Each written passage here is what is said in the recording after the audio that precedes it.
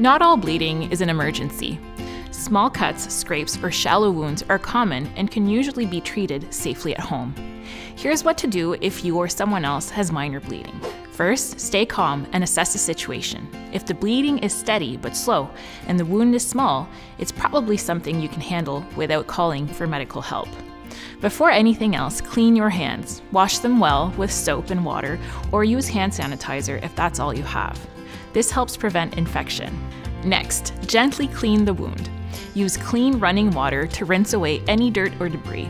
If there's anything stuck in the wound that doesn't rinse out easily, don't try to dig it out. Seek medical advice. You can use a mild soap to clean around the wound, but avoid getting soap directly in the cut, as it can irritate the tissue.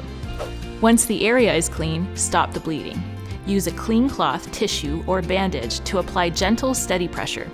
Most minor bleeding will stop within a few minutes. Keep the pressure on and don't check too often. That can slow the process. When the bleeding has stopped, cover the wound with a clean, dry bandage. If it's a scrape or surface wound, you can use a regular adhesive bandage.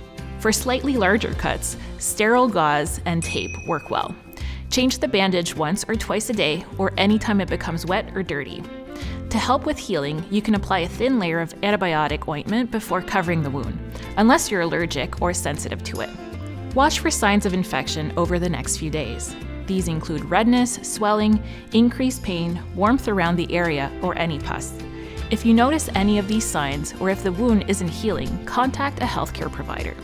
You should also seek medical help if the cut is deep or the edges are widely separated, if it was caused by something rusty or dirty, and your tetanus shot isn't up to date, or there's something embedded in the wound that you can't remove safely.